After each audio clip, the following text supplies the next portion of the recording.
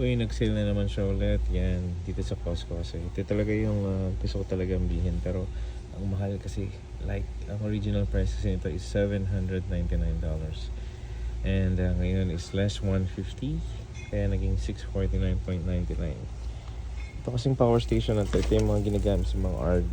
Na pwedeng magsasok ng mga appliances, mag-charge ng matagal, or even yung heater. Yan. Pwedeng gamitin, lalo pag winter. Talagang very na to. Functional ba? Gamit na gamit to. Yan, sayang nga lang. Kung kailan nag-sale, wala pa rin akong pera pambili.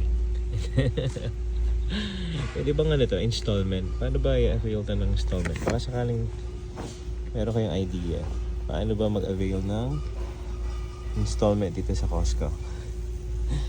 Kasi kagandahan nito, na bumili na